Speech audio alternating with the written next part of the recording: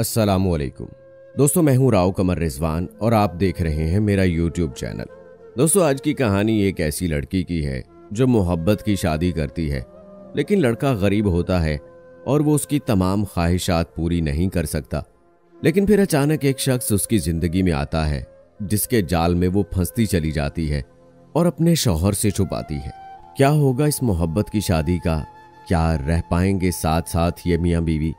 क्या दूसरा लड़का उनकी जिंदगी तबाह कर देगा? आखिर कौन सी एक वजह थी जिसने इसे इस जाल में फंसा दिया? ये सब बताएंगे आपको आज की वीडियो में, तो इसको आखिर तक लाजमी देखिएगा। और अगर आपने अभी तक मेरे चैनल को सब्सक्राइब नहीं किया तो अभी सब्सक्राइब कर लें, साथ में बेल नोटिफिकेशन को भी ऑन कर लें ताकि लेटेस्ट अपलोड होने वाली वीडियोस आपको बर वक्त मिलती रहे। तो चलिए दोस्तों, शुरू करते हैं अपनी आज की कहानी। उन दिनों मैं एक अखबार के दफ्तर में काम करती थी जब मुझको नगमाना मिली। वो निहायत खूबसूरत मगर बेहद खस्ता हाल थी। मैं तो उसको पहचान ही ना पाई। जब उसने अपना तारुफ कराया मैं चौंक पड़ी। ये क्या हाल हो गया है तुम्हारा? जब तुम्हारी सुलेमान से शादी हुई थी तुम तो बड़ी खुश थी। हाँ, बहुत खुश थी, क्योंकि हमारी मोहब्बत की शादी थी। वो मुझे बहुत चाहते थे, हर हाल में अपनी दुल्हन बनाना चाहते थे। रिश्तेदारी भी थी, लेकिन वालिद साहब इस वजह से सुलेमान के रिश्ते पर ना मान रहे थे कि वो अमीर ना थे, उनकी तनख्वाह कम थी। अबू समझते थे कि सुलेमान इतनी कलील आमदनी में उनकी बेटी को क्यों कर खुश रख सकेगा। ये अपनी छोटी छोटी खुशियों और ख्वाहिशों को पूरा होने को तरसती रहेगी। सुलेमान का साथ किस्मत में लिखा था। उनके वालिदैन ने बिलाखिर मेरे अब्बू को राजी कर लिया और हमारी शादी हो गई। तुम तो जानती हो कि मैं उनसे शादी के बाद कितनी खुश थी। गुर्बत में भी सुकून था। हाँ, कभी कभार ये बात खटकती ज़रूर थी कि सुलेमान के पास ना अपना मकान है और ना गाड़ी और ना ही दीगर आसाइशें, तो ज़िंदगी इसी तरह हसरत भरी ही गुजरेगी। पहले पहल ऐसे ख्याल आते थे, बाद में अपनी किस्मत पर शाकिर हो गई, क्योंकि उन्हें मुझसे बहुत मोहब्बत थी। अगर मोहब्बत मिल जाए तो ज़िंदगी के दर्द दूर ना भी हों तब भी तकलीफ़ें कम तकलीफ़देह महसूस होती हैं। मैंने भी खुद को समझा लिया कि ख्वाहिशात को इंसान जिस कदर बढ़ाता है वो उतनी ही बढ़ती जाती हैं। इंसान को इस दुनिया में 2 वक्त की रोटी मिल जाए, मोहब्बत और सुकून भी हो, तो यही बहुत कुछ है। शौहर की ज़्यादा दौलत भी बीवी की ज़िंदगी में परेशानियां ही लाती है। अच्छा, तो अब क्या हुआ कि तुम मुझे यहाँ कोर्ट में नज़र आ रही हो? अपने बेटे की सरपरस्ती का केस डाला हुआ है। दरअसल मुझे सुलेमान ने तलाक दे दी है और बेटा अपने पास रख लिया है। ये क्या कह रही हो? क्या कसूर था तुम्हारा जो उसने इतनी चाहत के बावजूद तलाक दे दी और बेटा भी तुमसे ले लिया है? कहने लगी, यहाँ कोर्ट में क्या बताऊं, कहीं बैठेंगे तो बात करूंगी। तो चलो मेरे साथ। मैंने कहा, शायद मैं तुम्हारी कुछ मदद कर सकूं। यूं मैं अपनी पुरानी हम जमात को साथ ले आई और फिर उसने अपनी कहानी कुछ इस तरह सुनाई। शुरू में मैं अपने सास ससुर के साथ रहती थी। जब सुलेमान का तबादला दूसरे शहर हो गया तो उन्होंने किराए का एक छोटा सा मकान ले लिया और मुझे अपने साथ ले आए। उन दिनों मेरा बेटा साल भर का था। वो काम पर चले जाते और मैं मोहसिन की किलकारियों में गुम हो जाती। तन्हाई का एहसास ना होता। नए शहर आने पर यूं तो मैं खुश थी, लेकिन अब सुलेमान का हाथ मजीद तंग हो गया था।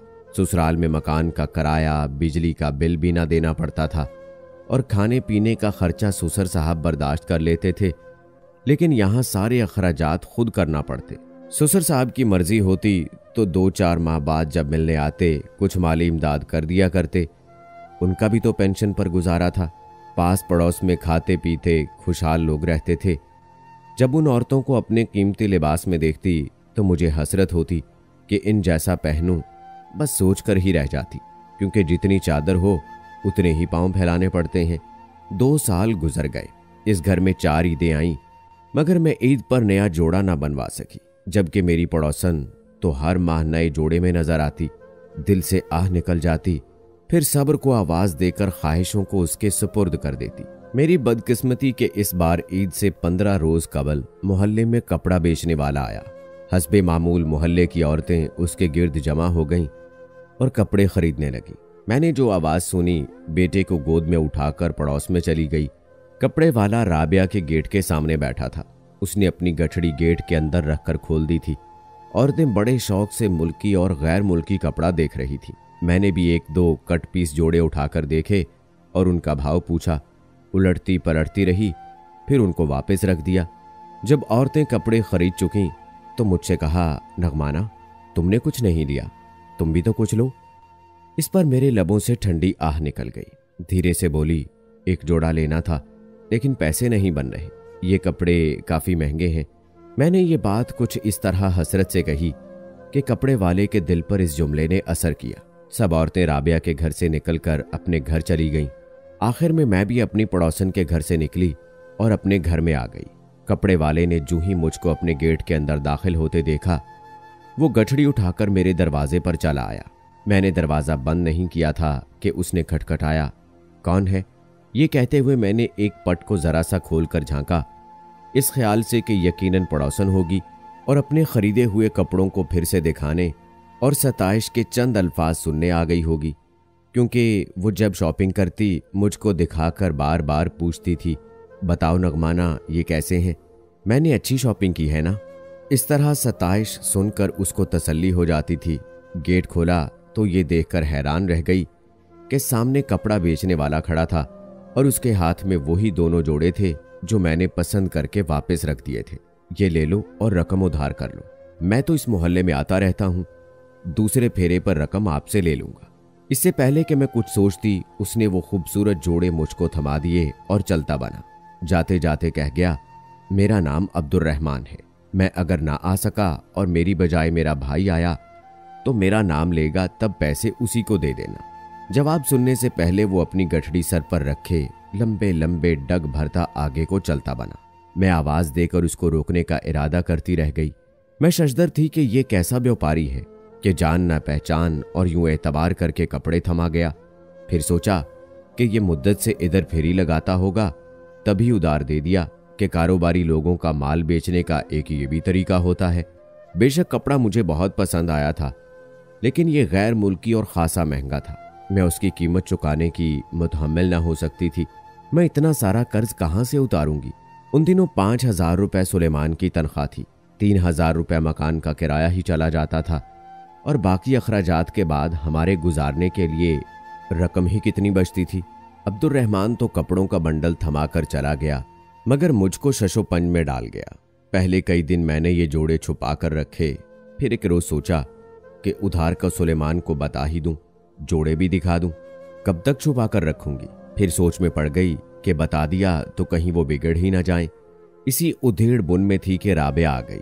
उसका शौहर टेलर मास्टर था, उसकी आमदनी खूब होती थी। सदर बाजार में उसकी बड़ी सी दुकान और कई कारीगर रखे हुए थे, उनके वारे न्यारे थे। तभी तो राबिया को जिंदगी का ऐशो आराम मुयस्सर था। मुझको परेशान देखकर उसने पूछा, क्या बात है नगमाना, आज बहुत फिक्रमंद सी नजर आ रही हो। मैंने सारी बात बताकर कहा कि जोड़े तो मुझे पसंद हैं, लेकिन डर ये है कि कभी अब्दुर्रहमान ने अचानक आकर उधार मांग लिया तो कहाँ से दूंगी। अरे भाई, जब आएगा तब देखी जाएगी, वो इतना बड़ा आदमी नहीं है, अक्सर यहाँ घरों में उधार पर कपड़े दे जाता है और तंग भी नहीं करता, जब मर्जी आए दे देना। फिलहाल जोड़े सिलवा लो। क्या तुम्हारा जी नहीं चाहता कि ईद पर नए कपड़े पहनो? क्यों नहीं चाहता, लेकिन मेरे पास तो सिलाई के पैसे भी नहीं है। इसकी तुम फिक्र मत करो, मुझको कपड़े और नाप दे दो, अपने मियाँ से सिलवा दूंगी। और तुम सुलेमान भाई से भी कह देना कि मेरी सहेली राबिया ने ये जोड़े ईद का तोहफा दिया है। उनको तो मालूम है ही कि मेरे शौहर टेलर हैं, तो कह देना कि सिलवाकर इसीलिए दिए हैं। मेरी इन सोचों का फौरी हल तो निकल आया और जब जोड़े सिलकर आ गए तो मैंने सुलेमान को बिल्कुल वही कह दिया जो राबिया सिखला कर गई थी। उन्होंने जोड़े देखे, खुशी का इजहार किया और फिक्र का भी कि अब तुम अपनी पड़ोसन का ये एहसान किस तरह उतारोगी। एहसान की क्या बात है, उसने अपनी खुशी से दिए हैं, मैंने मांगे थोड़ी थे। राबिया के पास किस शय की कमी है, उसको इन बातों की परवाह नहीं, वो अच्छे अखलाक वाली है, बस दे दिए हैं। क्या एक सहेली जो पैसे वाली हो अपनी गरीब सहेली को 2 जोड़े भी नहीं दे सकती? अच्छा भाई, तुम औरतों की बातें तुम जानो, मुझे तो खाना दो, आज ओवर टाइम किया है, थक गया हूं। मोहसिन के कपड़े भी लेने हैं, ईद को दिन ही कितने रह गए हैं। ईद बखैरियत गुजर गई। मैं नए जोड़े पहनकर ससुराल गई। वालदा तो मरहुमा हो चुकी थी, अब्बू से ईद मिलने गई, वो भी मुझे इतने खूबसूरत लिबास में देखकर खुश हो गए। मैंने राबिया को दुआ दी कि जिसके हौसला दिलाने से ये खुशी नसीब हुई थी। 3 माह गुजर गए। तब एक रोज अचानक अब्दुर्रहमान आ गया।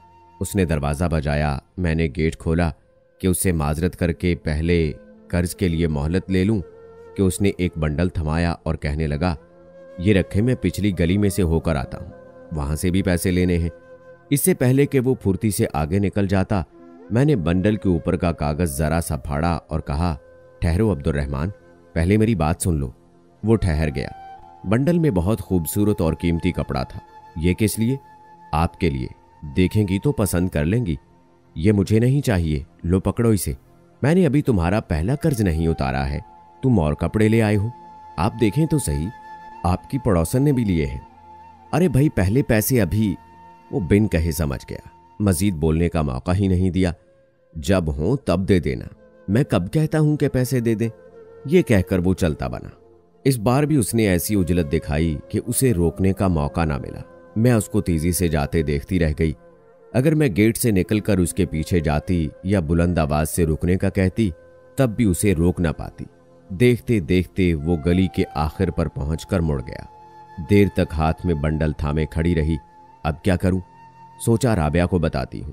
वो गट्ठड़ लाता तो राबिया के गेट के अंदर रख देता और गली में आवाज लगाता हुआ आता था। जिसको खरीदना होता वो राबिया के दरवाजे पर आ जाती और उसके घर अंदर बैठकर आराम से कपड़े खोल खोल कर देखती और पसंद करती।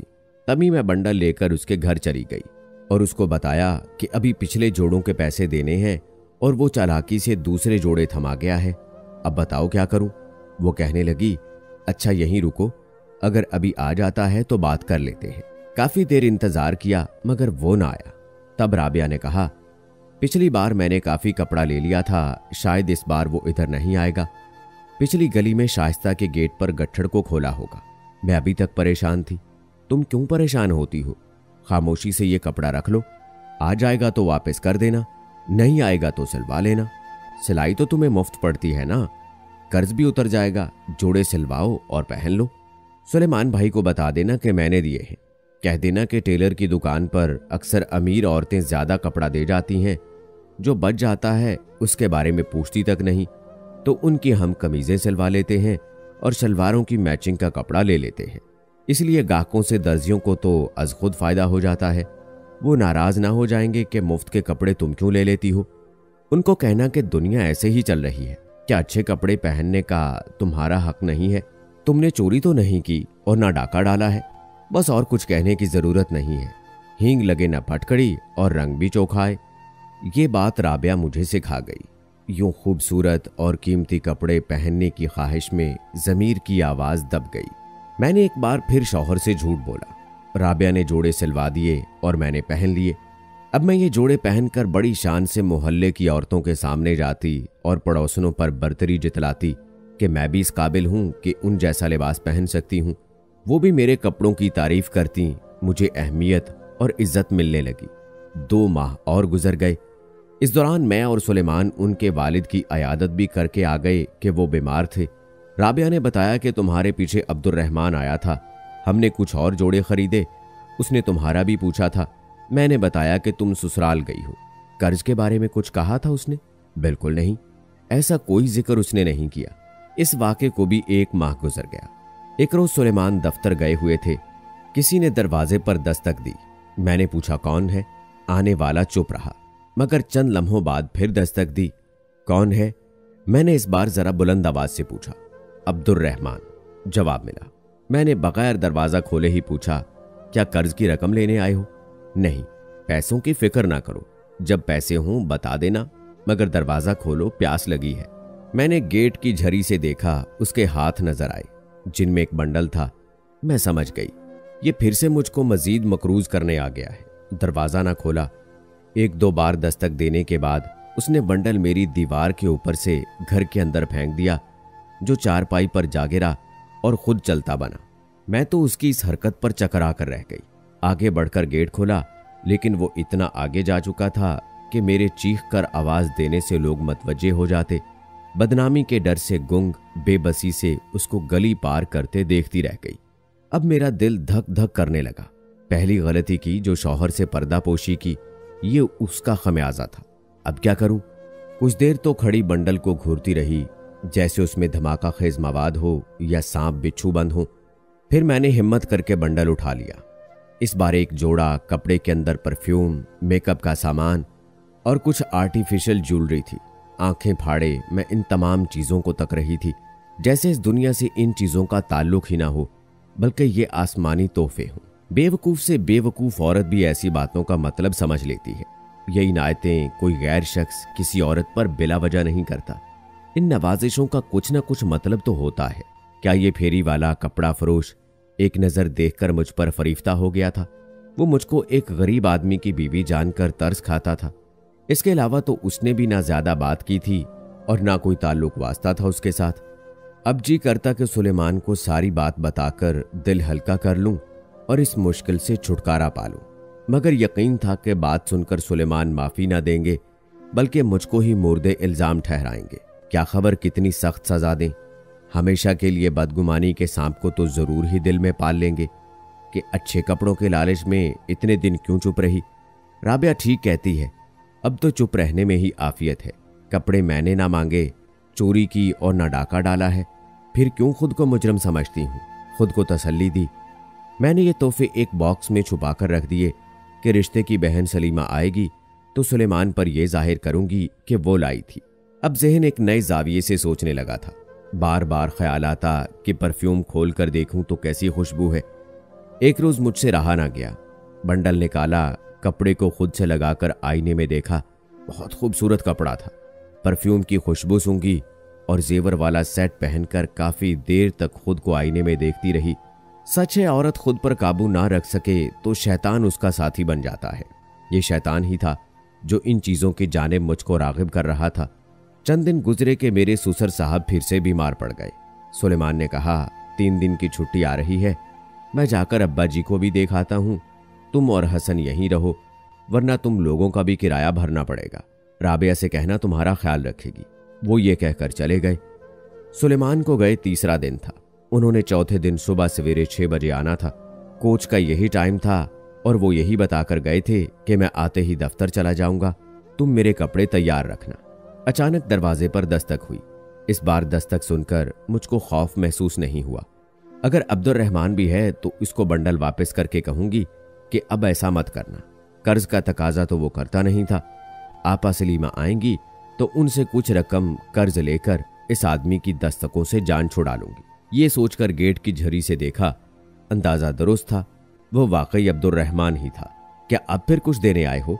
अपना वो बंडल ले जाओ जो तुमने दीवार से उधर फेंका था, और खबरदार आइंदा ऐसी हरकत ना करना। अगर तुम्हारा कर्ज ना दे सकी तो अपनी ये बालियां दे दूंगी। मैंने कानों में पड़ी सोने की बालियों की तरफ इशारा किया। नहीं नहीं, मैं कुछ देने नहीं आया और न कर्ज का तकाजा करने आया हूं। परेशान मत हो, बस जरा देर के लिए मेरा ये गट्ठड़ रख लो। मुझे नजदीक ही कुछ काम है। मैं इतना बोझ लादे फिरना नहीं चाहता। बहुत दूर से सफर करके गलियां गलियां घूमता आ रहा हूं। तुम्हारी पड़ोसन के घर ताला पड़ा हुआ है, वरना वहां रखवा देता। मैं बस घंटे बाद आकर इसको ले जाऊंगा। मैंने एक लम्हे को उसके चेहरे पर नजर डाली। वो गर्मी से बेहाल और पसीने में शराबूर था। धूप की शिद्दत से चेहरा तमतमाया हुआ था। अगर थोड़ी देर के लिए उसका सामान रख लो तो क्या हर्ज है, मैंने सोचा। सुलेमान को कल सुबह आना है। अच्छा रख दो। उसने सर से गट्ठड़ उतार कर मेरे घर की दहलीज पर रख दिया। मैंने खींचकर गेट से अंदर किया और कुंडी लगा ली। लेकिन ये 1 घंटा गुजारना मेरे लिए अजाब था। मुझे यूं लग रहा था कि उस गट्ठड़ के अंदर कपड़ों के थान नहीं, बल्कि खुद अब्दुर्रहमान है जो अपने आप को बांधकर यहां छोड़ गया है। 1 घंटा गुजरा, दूसरा भी गुजर गया, वो ना आया। अब मेरा जी घबराने लगा। अगर वो ना आया तो मैं इसका क्या करूंगी, कहां छुपाऊंगी? मन्नतें मानी, खुदा करे वो आ जाए और ये ले जाए। शाम से जरा पहले वो आ ही गया। दस्तक सुनकर मैंने गहरी सांस ली, खुदा का शुक्र किया और गेट खोला। वो दूर का मुसाफिर मालूम होता था, थका हारा हाँप रहा था। इससे पहले कि मैं कुछ कहती वो खुद ही बोला, माफ करना मुझे देर हो गई। मैंने गट्ठड़ पूरी कुव्वत लगाकर उसकी तरफ कर दिया कि गेट ही से उठा ले। तभी उसने कहा, सख्त प्यास लगी है, 1 गिलास पानी मिल जाएगा? मैंने उसकी हालत देखी। उसकी कर्जदार थी। उसने अपना माल बेचने का कारोबारी हथकंडा जरूर इस्तेमाल किया था, मगर कर्ज की रकम तलब करके मुझको शर्मिंदा ना किया था। अच्छा ठहरो, अभी लाती हूं। ये कहकर मैं बरामदे में गई जहां कूलर रखा था। साथ ही मुझको मेज पर रखी शरबत की बोतल नजर आ गई। पानी भरते हुए ख्याल आया, अगर इसमें थोड़ा सा शरबत डाल दूं तो क्या हर्ज है। एक शख्स धूप में सफर करता आया है और प्यासा है। ये ख्याल आते ही मेरे हाथ खुद ब खुद शरबत की बोतल की तरफ गए। जब मैं ग्लास लेकर गेट तक आई, देखा कि वो गेट के अंदर आ चुका है और अपने कपड़ों के गट्ठड़ के पास बैठा है। तभी मैं झिझकी, फिर भी गिलास थमा दिया ताकि जल्दी से शरबत पीकर चला जाए। उसने घटाघट शरबत पी लिया तो ख्याल आया, अच्छा होता जग में बना लेती, इस तरह मैं ज्यादा गरीब तो ना हो जाती। साफ लग रहा था कि अभी प्यास बाकी है। मुझको अफसोस तो हुआ, मगर अफसोस को झटक दिया और कहा, अब्दुर्रहमान, तुम क्यों मुझको परेशान करते हो, जबकि मैंने कहा कि मैं कर्ज पर खरीदारी नहीं करती और तुम जबरदस्ती मुझको कर्जदार बनाते जा रहे हो। अपना बंडल ले जाओ और अब आइंदा ऐसा मत करना। ठीक है, अगर आप मेरा एहसान उतारना चाहती हैं तो मुझे खाना खिला दे, मुझे सख्त भूख लगी है, उसने आजिज़ी से कहा। लम्हा भर को सोचा, घर में सालन मौजूद था और 2 रोटियां भी मैंने अपने लिए बनाई थी मगर खाई न थी। जल्दी से सालन रोटी ले आई, उसको देकर बोली, लो जल्दी से खा लो ताकि मैं गेट बंद कर दूं। वो बोला, मैं बदमाश नहीं हूं, तुम बेशक गेट बंद कर लो। ये कहकर वो उठकर चारपाई पर जाकर बैठ गया और खाना खाने लगा। मैं उसकी जुर्रत पर हैरान रह गई। बरामदे में जाकर खड़ी हो गई। वो सेहन में बैठा खाना खा रहा था। खाते हुए एक नजर मुझ पर डाली और मेरे दिल के अंदेशे को भांप कर बोला, देखो मुझसे डरो मत, गेट पर बैठकर खाना खाना बेइज्जती वाली बात है, इस वजह से यहां बैठ गया हूं। अच्छा ठीक है, जल्दी से खा लो, कोई आ जाएगा और तुमको मेरे सेहन में यूं बैठा देख लेगा तो क्या सोचेगा, मेरी बदनामी हो जाएगी। उसने मेरी बात का जवाब ना दिया और खाना खाता रहा, मगर मैं परेशान ही खड़ी थी, चाहती थी ये जल्द अज जल्द खाना खत्म करे और जाए। तभी मेरी नजरें गेट पर थी, जिसको मैंने बंद ना किया था। वो बदस्तूर खुला हुआ था। जब वो खाना खा चुका तो हाथ धोने को पानी मांगा। मुझे उस पर अब काफी एतबार हो चुका था कि यह आदमी गलत नहीं है। मैंने कहा, वॉशरूम में धो ले। ये कहकर मैं किचन में चली गई कि जल्दी से चाय का कप बना दूं। लेकिन जैसे ही मैं किचन में पहुंची, जाने कब वो मेरे पीछे आ गया, मुझे पीछे से पकड़ा और बोला, शोर करोगी तो इज्जत जाएगी और मैं तुम्हारे शौहर को बता दूंगा कि इसने मेरे पैसे देने हैं। उसकी ये बात सुनकर मैं डर गई। नहीं चाहती थी कि सुलेमान को पता चले और ये भी जानती थी कि उसको पता चला तो जान से मार देंगे। मैं चुप हो गई, कोई शोर ना किया, लेकिन उससे रो रो कर हाथ जोड़कर दरख्वास्त की कि चला जाए। लेकिन इतने में उसने मुझे उठाया और कमरे में ले गया। मैं कुछ न कर सकी क्योंकि उसके हाथ में चाकू था। वो मुझे जबरदस्ती गले से लगाए बातें कर रहा था। मैं गर्मी में पसीने से शराबूर थी और उसके कपड़े भी पसीने में भीग चुके थे कि इतने में किसी के कदमों की आवाज आई। मैंने उसे हटाना चाहा मगर वो ना हटा। अगले ही लम्हे कमरे के दरवाजे में सुलेमान खड़े थे। जैसे उसने हम दोनों को इस हाल में देखा, गुस्से से पागल हो गया। वो बंदूक उठाने भागा। इतनी देर में अब्दुर्रहमान घर से जा चुका था। मेरा खून खुश्क हो चुका था, सांस लेना भूल चुकी थी और अब मेरे कदम जमीन में गड़े थे। कौन लगता है तुम्हारा ये कपड़े वाला? तभी कहूं कि सहेलियां कैसे इतनी मेहरबान हो गईं कि कीमती जोड़े सिलवा सिलवा कर तुमको तोहफे देती हैं। मैं तो समझता था कि औरत काबिल एहतराम होती है, बीवी का भी एक मुकद्दस रिश्ता होता है। क्या खबर थी कि तू अपनी ख्वाहिश की खातिर एक कपड़े बेचने वाले से यारी लगाएगी? तू मेरे घर की मालकिन, मेरे बच्चे की माँ थी, ये बाजारी औरत जैसी क्यों कर हो गई? हाँ, मगर ठीक है ये बात भी कि जेवर कपड़े तो औरत की कमजोरी होते हैं। मैं तुमको ना दे सका तो तुमने गलत तरीके से ले लिए, है ना यही बात? ये कहकर नगमाना रोने लगी। बोली, कभी कभी औरत अकल से काम नहीं लेती तो उसकी दुनिया उजड़ती है और फिर खमियाजा तलाक की सूरत भुगतना पड़ता है। नगमाना की बातें सुनकर मुझे बहुत दुख हुआ। सोचने लगी, अब्दुर्रहमान पढ़ा लिखा ना था, ये तो पढ़ी लिखी समझदार थी। न जाने फिर उसने दूरअंदेशी से काम क्यों करना लिया, क्यों ये ऐसे उसके जाल में फंस गई। दोस्तों सही कहते हैं, कभी कभार ख्वाहिशात इंसान को कहीं का नहीं छोड़ते। अगर कभी ऐसे कोई जाल में फांसने की कोशिश करे तो फौरन हर बात अपने शौहर को बताएं, वरना ये रिश्ता जितना मजबूत है उतना ही कमजोर भी है। खुदारा ऐसा कोई कदम ना उठाएं कि जिंदगी अजाब लगे। उम्मीद है दोस्तों आज की कहानी आपको पसंद आई होगी। कमेंट बॉक्स में आज की कहानी के बारे में अपनी राय जरूर दें। मजीद ऐसी वीडियोस के लिए मेरे चैनल को सब्सक्राइब करें। मिलते हैं अगली वीडियो में। अल्लाह हाफिज।